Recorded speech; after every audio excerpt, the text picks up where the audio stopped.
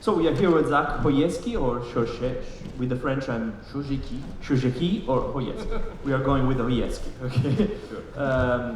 So I'm gonna read the abstract just briefly. ZaQ from Ovid Works made this game that he's going to introduce way better than me, that deals with Kafka, with Franz Kafka. So I'm gonna read the abstract. Literature is a rich source of stories that transcend time, so to speak, and even cultures. And on the other hand, computer games increasingly seek deeper and deeper narratives and impactful storytelling. But what happens when the two interact? How can a modern interactive medium such as video games effectively draw from a traditional and linear one, such as literature? Using Kafka's Metamorphosis as a starting point during this lecture, ZaQ will explore the benefits, the challenges, and the motivations behind adapting literary works into computer games. So, the stage is yours, and thank you again for accepting our invitation. Tell me. Thank you for inviting me. ZaQ, just one thing, because, perché vi avevo detto che c'era un collegamento tra Kafka e Trieste, poi non ve l'ho detto perché. There's a connection between Kafka and Trieste, because Kafka worked for the Assicurazioni Generali, for the Praga the Prague branch. Branch. Non è mai stato, he has never been to Trieste, but it's interesting because he worked for a Trieste company. So there is a connection between Kafka and Trieste, and that's why it's a small connection. It's true. He wasn't very happy actually about working there, but he did his work very solemnly. You know. Okay, I leave the floor to you. Yes, so hello everyone, thanks for having me today. It's a wonderful place and a wonderful time. So I will be talking about adapting literary works into computer games. And the brief statement in the beginning was saying that we will start by Metamorphosis, but actually we will come to it at the end. Okay, so don't be afraid, we're gonna get there. So first of all, I'm ZaQ Chojecky, yes, and I work as a creative director at Ovid Works. It's a company that we established in Poland. I have a background in philosophy and informatics, which I studied. That wasn't a very popular combination back then. And I did cinema before I did computer games. I was directing movies and producing some shorts. Since then, yes, I've moved to computer games and produced, directed several computer games, one of which we'll be talking about today. So Metamorphosis, does it work? No. Okay, let's see. Metamorphosis is a game that, well, you won't see the video then. We'll show it later. There's trailers everywhere on the internet. It's a first-person walking simulator, although I like to call it a crawling simulator. The marketing people were saying, never say that to anyone, because apparently walking simulator is already bad, and crawling is even worse. So yeah, but it is a crawling simulator. You're playing an insect, a little bug, who has to manage to go through various areas and well, complete his goal of saving friends and becoming human again. It was released some time ago in 2020 on PC and consoles. Well, it's been having a very rough launch, if you want, and nobody knew about it. But since then, actually, some people are now getting to learn about it, like you today. So I'm very happy about it, because there is a lot of heart that went into this. So, now let's see if I can move it forward. Okay, so before we get to Metamorphosis, let's get to the source. Why would a game designer want to adapt literature work into a game? There are several motivations for that, possible. Well, one of the basic one would be to escape the generic, yes, and the generic characters. In literature, we can find characters with depth, yes, with more complicated motivations, and somebody might think that this is, you know, the reason to turn to literature. The stories in books are usually more impactful than the simple structured stories in computer games, so this might also be a motivation for someone. As we know, books and literary works have the potential to be timeless, yes, and to inspire people from all ages, through the ages, and well, for somebody who's megalomaniac, it might think like a good idea to then go to literature. Books are usually having a ready structure, yes? So it's just, if somebody is more interested into, you know, designing the gameplay mechanics and everything around in the game, and basically needs now a structure to fit it into, okay. Somebody might be interested into just using a structure and fitting like his gameplay ideas into something that already exists. Also, well, there might be a message or a certain vibe into a book that is very specific and somebody won't like to communicate it, and well, there is, you know, if 1984 talks about the demons of authoritarianism, if somebody is interested into having this aspect into a game, he will be inclined into turning to such literature. Well, it's already providing some basic blocks, yes, for narrative structure, as I said before. So it just might be, in an idea of the producer, something to cut costs. Yes, oh, let's just, you know, take, and you know, you have an idea for a game, but you don't have a story there, so let's just take a book and apply it. And well, you're building upon a free intellectual property. Yes, so that's. Today, it's a whole world of intellectual properties, people selling them, they have value, and here we have a trove of a lot of interesting intellectual properties that are actually property of just everyone, yes? So you might want to just use it. And well, one of the final motivation is just some personal internal need, yes? And that's the actually reason for Metamorphosis to exist.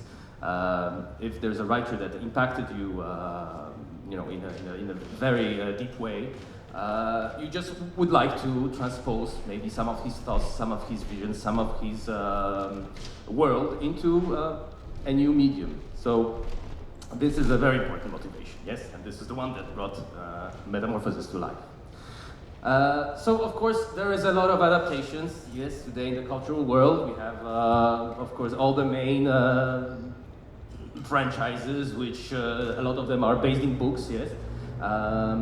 We have the franchises based on mythology, which, let's not forget, is also a type of literature, yes, which are very popular today.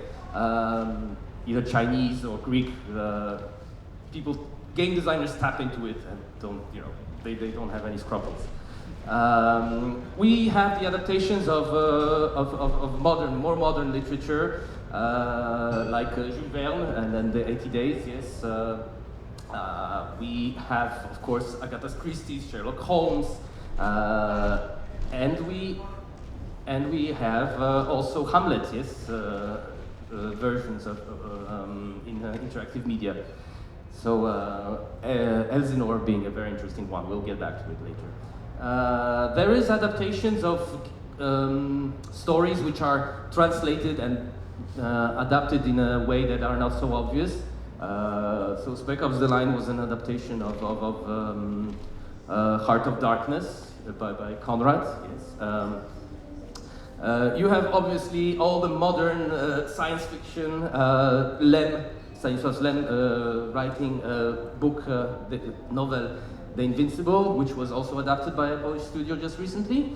Of course, Alice in Wonderland is an infinite joy for game designers with fantasy to use. You have one studio which literally just makes only adaptations into interactive fiction, yes, so Telltale Games, and basically all of their things are adapted from another source. And then there's Metamorphosis that brought us here today. So, what are the main differences between those two medias? Yes, I know it's obvious what I'm going to say, but just to have a ground that we together.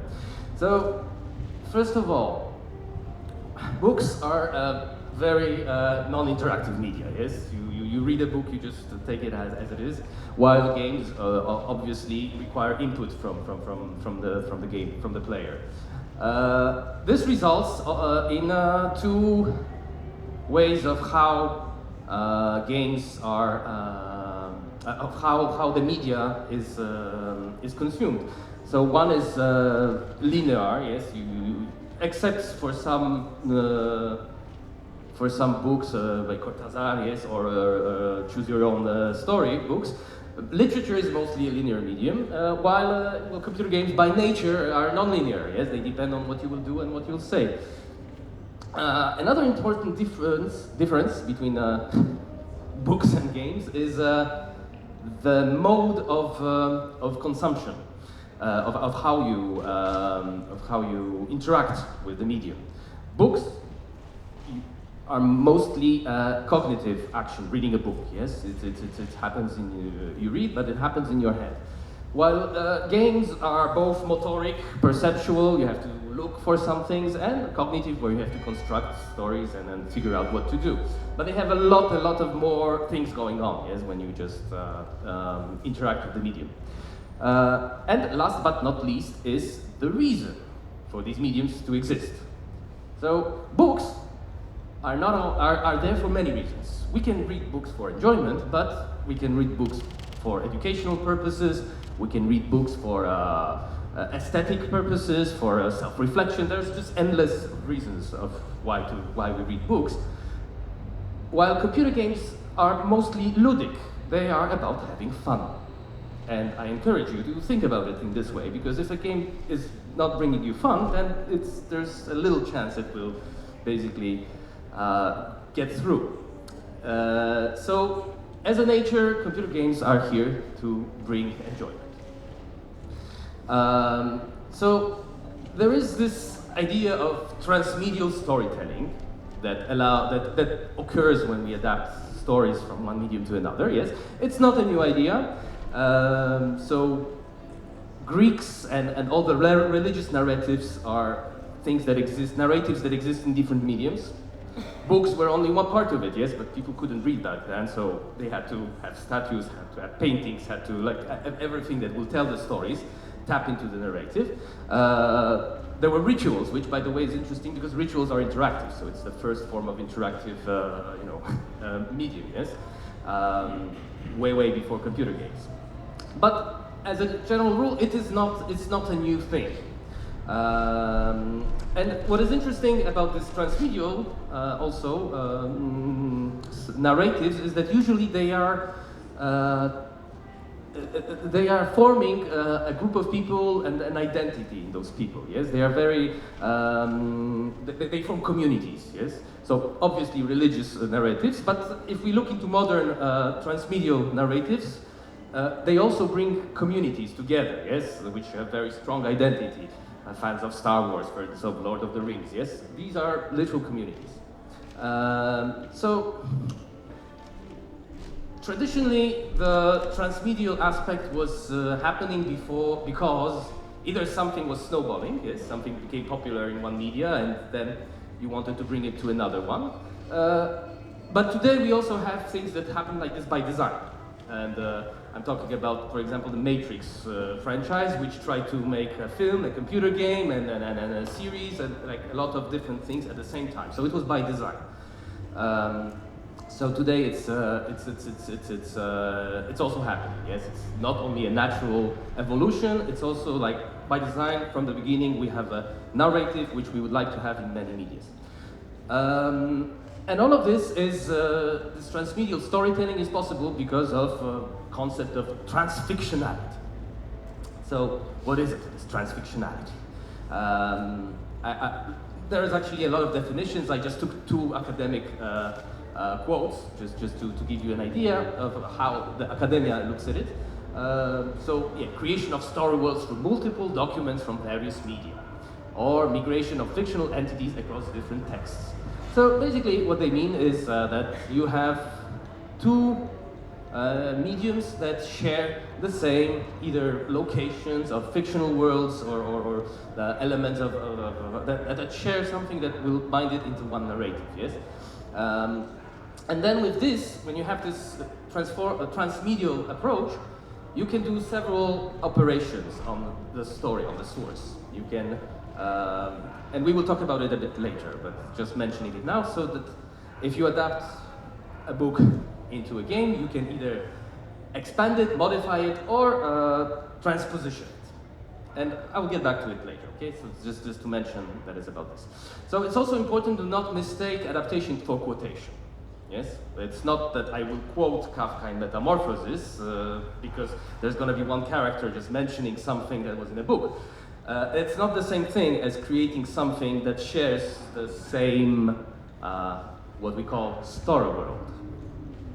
The story world is a very important aspect for all narratives in computer games. And we will be analyzing it actually. We will finish by analyzing Metamorphosis and its Kafkaesque story world. But why story world? Yes, so because games are basically a spatial entity. They need space. Not every game has a story, but every game needs space to happen. And well, some people would like to rebel, but unfortunately, you know, Super Mario, the story is that you have to save the princess, but what you do most of the game is that you run through platforms, yes, and through space. And if you go back to even before, there was one of the first adventure games, Zork, which was a text game. Most of it is describing space. You are here, on the west you have there, on the right you have this, you see that, so it's all about space, even if we don't see the space, yes? So space is important to tell stories in games, but again, it's not a new idea, spatial storytelling, because we had something like, for example, scroll paintings, yes, where basically you had like today we could call it a comic book, yes, where space was also telling you a story. So, by the way, this was Japanese, and a 20th century version of it is, a Super Mario, yes, where you have a scrolling game which tells a story, yes. So, games will always be privileging this exploration of space over the plot. It's nothing to be angry about. It's just a natural process, yes. We will first explore space, and space will give us stories, yes? And that is how, actually, a plot in a computer game becomes a matter of designing a geography, yes? A topology of space. So in game design, we have, that's why a lot of those adaptations are drawing, if we talk about adapting literature into computer games, we are drawing from from genres which are describing space a lot. So science fiction, horror, adventure games, yes, typically literature which describes what's going around and where we are, because this is one of the elements we need for the computer game anyway. And there is this term environmental storytelling that appeared in computer game design, which is today a normal and a crucial part of every game design. It's where this, a place will tell you a story, yes? The environment will convey you the story. And this allows for, like a narrative design which you let the player discover, yes, in his own tempo and by his own choosing, yes. So you have these pre-structured elements in various areas, but it's up to the player to discover them, and the pacing and the interactivity is left up to the player. This allows to actually construct a plot. This again is not entirely new, because the concept of micro-narratives, or Eisenstein, the director, called it attractions, yes, in movies. So, well, you don't see it very well, but that was supposed to be a screen from the battleship Potemkin, where you have those stairs in Odessa, and the movie is not about the stairs in Odessa, but you have a lot of little stories happening in the scene, yes. The most known one is the stroller, yes, that goes down, and it's a micro-narrative, yes, inside the scene.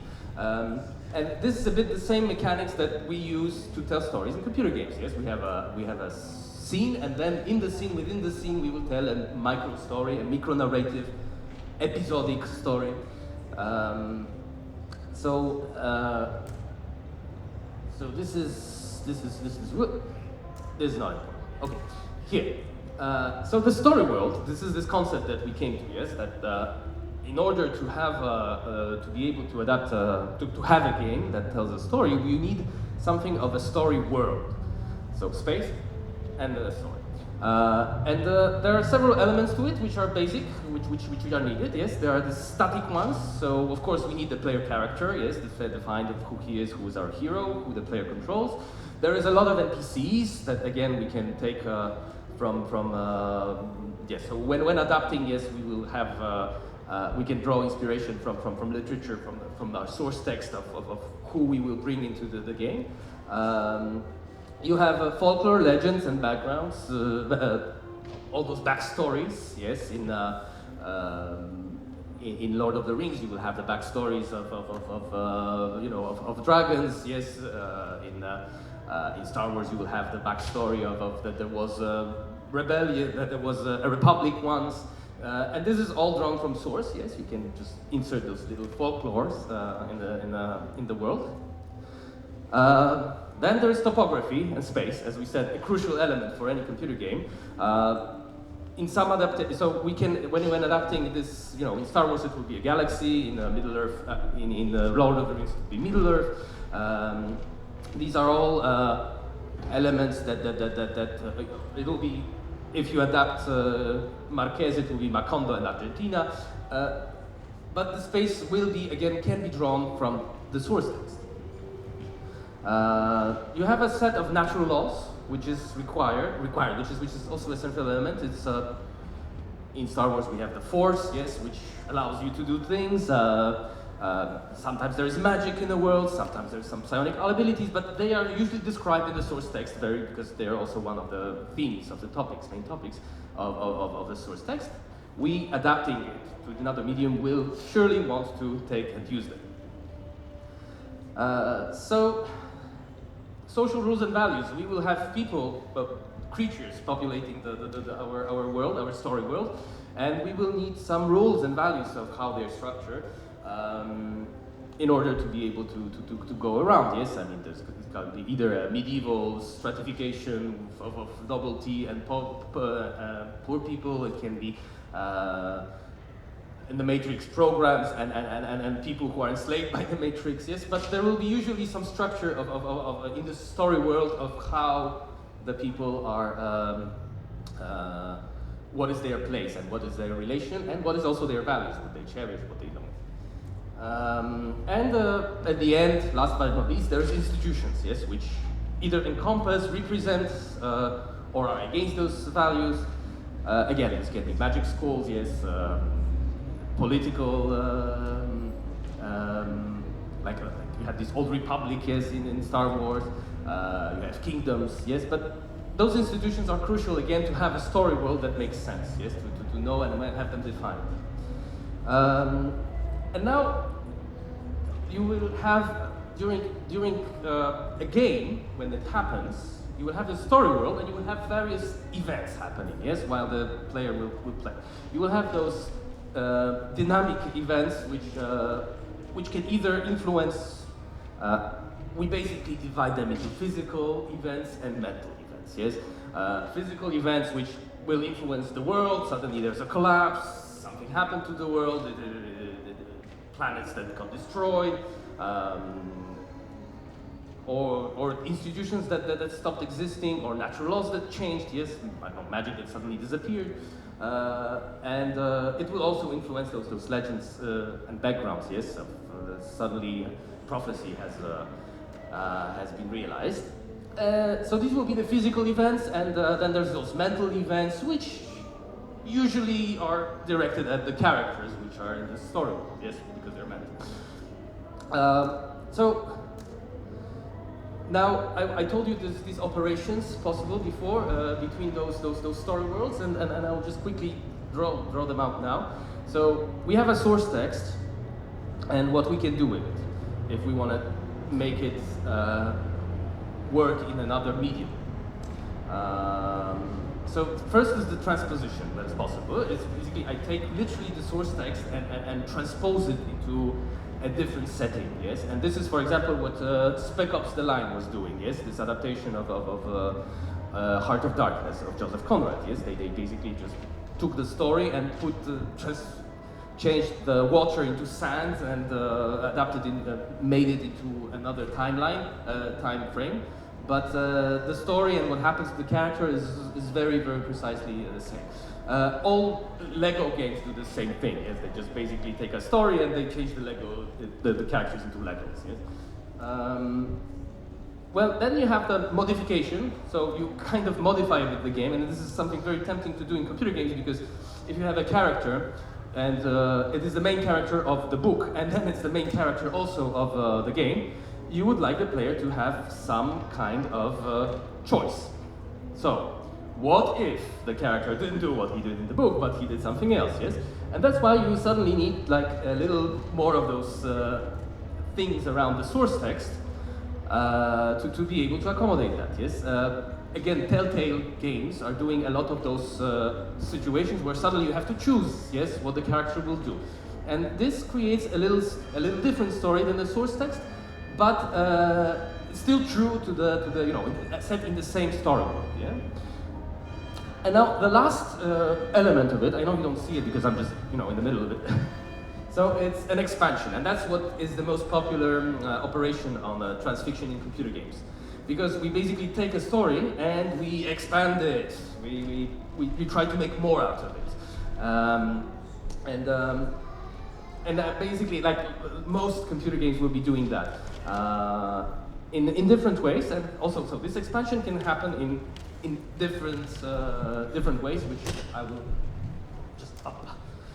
Because you can basically take a book, yes, and literally where there is holes in the story, insert the story of what you want to do, yes. So Sherlock Holmes is a very good example where the authors try to tell the origin story of Sherlock Holmes. He's basically, you know, what happened in his childhood of the early ages, something that Agatha Christie really didn't write about. Then you have something which you can do is like this parallel story, and inspired by probably Rosencrantz and Guildenstern are dead. So having a main story, original story, source text, and inserting like a secondary character, which sometimes will see what is happening, sometimes will meet the protagonist of the original source text, but at the end it's his own story, yes? Again, where we don't see it, where the author didn't describe it originally, yes? And again, this is something that is done by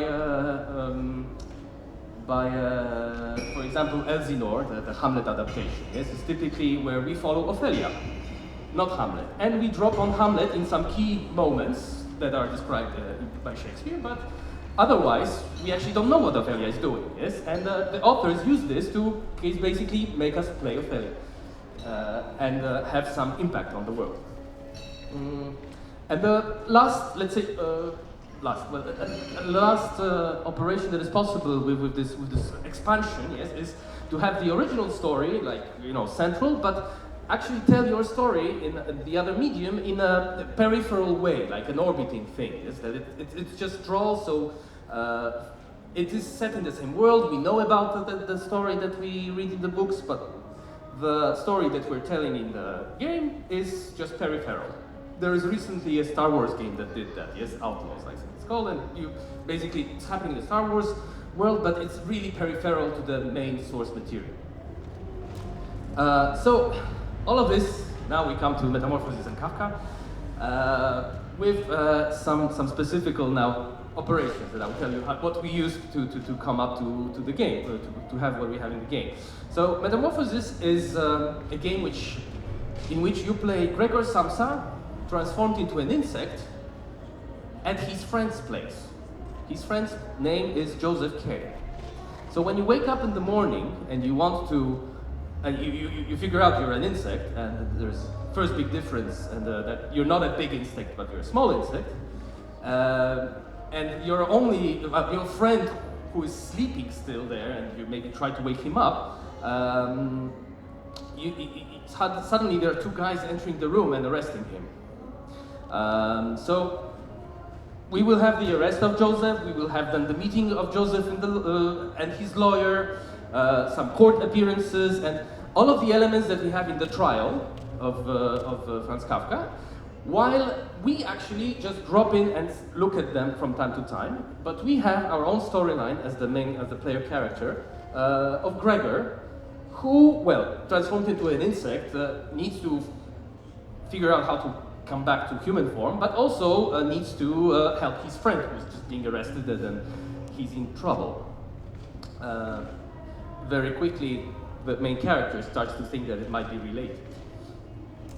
So these operations I talked before that we did is we took Metamorphosis, the source material of Metamorphosis, and we took the main character, we modified him a bit because first of all he is not a big insect, he's a small insect. We took the motive of his work, why it's important for him that he has to work, this kind of internal motivation that's driving the Gregor Samsa through Metamorphosis, but we had to leave out the family, which is a very important aspect of Metamorphosis. It's just that we didn't have time and more resources to put it in. It doesn't mean that he doesn't have any family, it's just not mentioned. It was a conscious operation, yes. And we added something very important, we had to add agency. Because a game where your character doesn't have an agency is not really fun. You playing a game, you need to know what and why you're doing, and this agency is crucial. So we had to add it a bit. Normally you could use family as an agency. Here we added the fact that, first of all, there's a promise that Gregor can become a human back again. And second of all is that, well, he must help his friend Joseph. So this created agency for the player, yes? So from the trial, we literally just took scenes, one by one the scenes. We had to add one where there's a confrontation of Gregor and Joseph, because of course this doesn't exist in the book, in the trial. But apart from that, actually they are really the scenes from the trial, like almost one-on-one. And well, of course, and when I said story worlds, it's important because Kafka has a whole story world, yes? And another novella that he wrote, The Castle, was also introduced in the game. We used it to, we transformed the castle, the concept of the castle, which is towering above a place and having control over it, into, we called it the tower. It's less pretentious, but basically it's the same concept. So we modified it a bit, yes, to be called the tower. But I don't know if you see what's written here, but basically we left we left the motivations that it's of the tower itself, that is the central place of power. It's inaccessible. It's almost mythological. Everybody takes it as granted, and it holds like this invisible power over everything around. And then we added a little, you know, Kafka has a lot of little stories also that we just incorporated, yes? The Hunger Artist, the Verdict, his aphorisms that we all had to transpose a bit, so we use this transposition operation, because for example, all his aphorisms are included as loading screens, yes? And they give context of whole Kafka thinking, yes? So here it is, yes? This is Kafka's story world, the one that I presented you before with using Star Wars and Lord of the Rings, but from Metamorphosis that we use to give the player character, Gregor, to have some natural laws from Metamorphosis. The natural law is that sometimes you wake up transformed into an insect. It's just a natural law in Kafka's story world, yes? Then from the trial, again, a natural law where sometimes you can just wake up and be arrested. The social rules and norms is that if they arrest you, they won't tell you why. The institutions, that there are some, there's those courts, yes, in the attics somewhere. So we all took that. We took the NPCs, of course, so lawyers and Hans and Wilhelm, which are arresting Gregor, Joseph in the morning. And we all, yes, so the topography is important because Kafka's creating a very specific feeling of space, yes, these stuffed corridors with papers and. So we tried to adapt it, I mean, we took it as an inspiration and tried to, this topography in the game, to use it really what Kafka tried to describe. So the castle, again, the castle was also used for the topography as something towering over everything, yes, there's the institution of the tower in the game. And yeah, the tower itself, yes. And then there's little stories which were used for the folklore. So NPCs we are encountering are recalling stories, yes, of that can be found in Kafka short stories. So that's basically it. Yes, you just have to remember about several limitations. First of all, that when adapting, yes, those stories into games, again, it's just the easiest way is to take things that will have already myths or the hero's journey incorporated, yes, things that are just have this space and agency, because if they don't have it, we'll have to add it anyways. There is of course the danger of interpretation, so you can just read the comments on Steam to see that not everybody appreciates what I did with Kafka, yes, some people are very, very angry about it. So there's always a danger, yes. The fact that players will always be a threat to your narrative flow, so this is why this spatial storytelling helps, but it will never solve all problems, yes? So adapting a literature piece into a game, there's always this threat that players will just destroy it anyways, and not let you tell the story that you would like to tell them. There is the threat of ludonarrative dissonance, yes, so the story is about love and you ask the player character to shoot around, it just doesn't stick, yes. Shooting is fun in computer games, but it's just not the thing you should do in a love story. So there is no shooting in Metamorphosis, but this dissonance can be quite present. It is a danger, you have to always think about it. Well, the IP overprotection is of course a problem. I love Public Domain Day on 1st of January. It's a day, that some things become in public domain. And it's important because you have just hundreds of source texts which have so many stories, impactful stories that can, that you could potentially use, yes? We're talking about Homer, Dante, Cervantes, Goethe, Milton, blah, blah, blah, blah, and the list goes on, and every 1st of January just grows longer. So I encourage you to look into it. The last thing I say is that as a game designer of a game, it comes from a movie director, yes, but that when it first started you would pitch a story because without a good story you don't have a film. But later, sequels started coming out, so you needed to pitch a character, because a good character could support multiple stories. But at the end, this isn't enough. And now you have to pitch a world, because a world can support multiple characters and multiple stories across multiple media. And while making a computer game, this is always what you will have to think about, is those three aspects. So this is one of the things we're using now actually to make a game about the city, which is not far away from here. To make a story world of this city, yes, using all these elements. And that's it.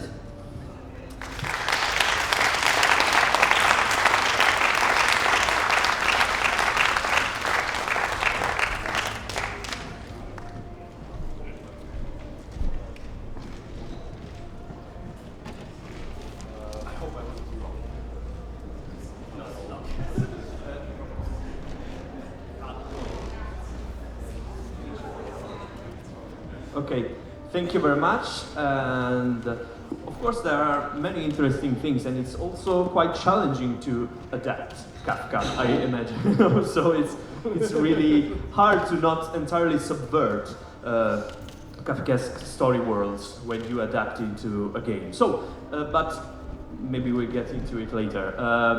Any question about the talk? There's one there. Okay. Let's wait for it.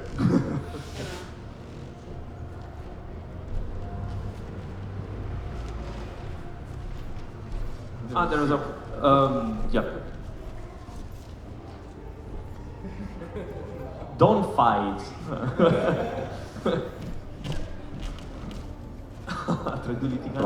Yeah.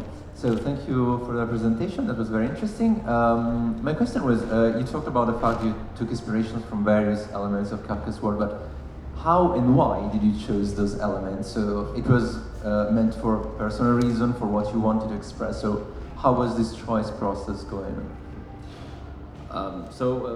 Well, the motivation, yes, is personal, as I said at the beginning. Yes, it was it's a writer that was always very impactful on me. And when I was a kid, I don't know, kids probably shouldn't read Kafka, but I did. And there was several revolutions that happened when I was reading his texts for me. But there are two things which are important. First is that I think he's a writer that gets into the depths, of your soul in a unique way, by using whatever means possible, abstract, absurd, realism. So he's not concerned with, let's say, aesthetical limitations, yes, to get to the point. And the second thing is that I think he's very, very much misunderstood today. Also, he, like everybody, thinks he's a very depressive writer and negative. Negative. This is a topic we had a constant fight with the marketing people. For me, Kafka is somebody who shows, existential dread, but also shows you that you actually have to fight it, yes, and you have to go on. There is no surrendering to it. So that was important for me, and until today I'm still having debates about that. Okay, there was another question there, and another one there. Where is the... Who am I talking to? Okay. So one there maybe? No, okay, as well. So I'll just follow up quickly, not to have silence. Is that... So Kafka's misinterpretation obviously comes from history, from what happened in history and through his sisters and everything. But first of all, he wasn't really talking about political future of Europe. Yes, I think that actually reading Kafka politically is really taking the important stuff out of him. Yes, it's very limiting. He's much deeper than that. And second of thing, Kafka is funny. I mean, he has a lot of humor.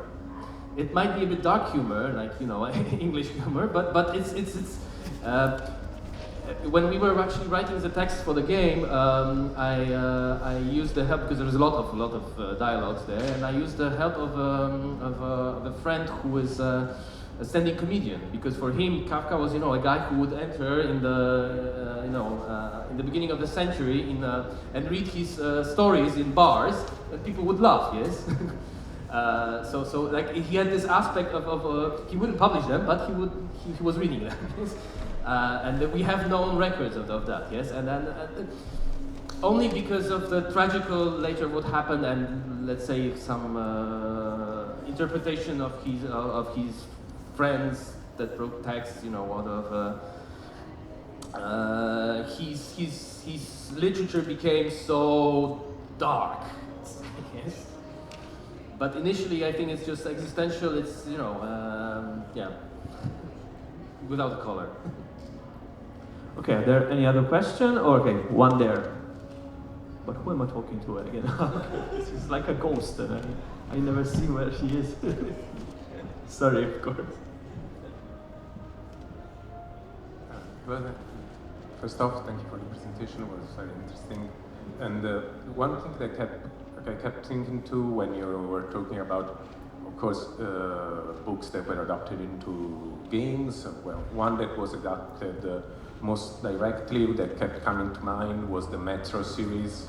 And what I kept thinking about was how, in the confrontation between the two, I think, personally, in the game, a lot of the nuance of the book was lost. Now, I think not necessarily games cannot have nuance. There are a lot of games that can express a lot of nuanced ideas and a lot of nuanced themes, but sometimes, often I would say, in a direct confrontation, we see games being a lot less nuanced than books. So I would like to know what you thought about it. Maybe it's just the fact that it's a more novel media, a younger media, so we're still learning how to express ourselves. Or I don't know what you think about it. Could you just say the name of the book you were referring to? Because Metro series. Metro, yes. So Metro is actually an interesting example because it's a literal one-to-one story. Yes, I had one slide which I got rid because it was too much, but there's like this mode where you can basically take a story and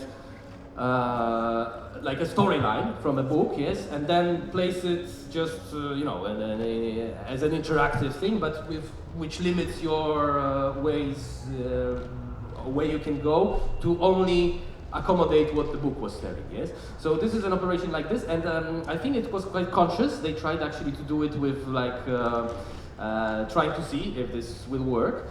And that's true, that if you try a one-on-one approach, that nuances can be lost. I think it's because, well, there's the difference of the mediums, yes? The visuality of computer games, you might think will only help descriptions of the book. But again, it's about the story world, yes? It's about the fact that a computer game needs a lot of these aspects and actually also a bit give the player incentive to discover them by themselves and not only guide them, yes? I think this is maybe one of the things that at the end, well, the game had success, yes, and they made sequels. Actually, I don't know, I'm not sure if the sequels are based on books or not, so that's interesting to see. If they continued with the idea of one-on-one transportation, or maybe they used it as a base to now then improve. Yes, I think that it's making a one-on-one adaptation. So if we would take Metamorphosis, and try to make Gregor Samsa locked in his room, it would be actually quite limiting. I mean, it's like redoing the same thing that doesn't necessarily, like with just images, is not necessarily the best way to, I think, approach the subject of transfictionality, yes? You have to use what the media gives you, and computer games give you a lot of things. They also take some things away, yes? But we as game designers, I think we should never be afraid of a bit, trying to do those operations I talked before, yes, to expand, to delete some things that don't go, actually in the story or are not fun to do basically as a game.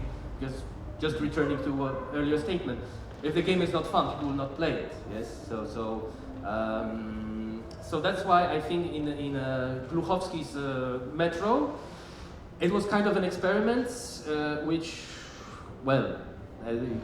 For some people it worked, for some people don't. I also think it lost a bit of the things. And it's because the story world was just limited to, let's say, one-on-one what is in the book. Okay, I think our time is over, but of course if you got other questions, we can discuss about this later. And so, thank you again. Thank you again. Jacques, and thanks a lot. And let's move on to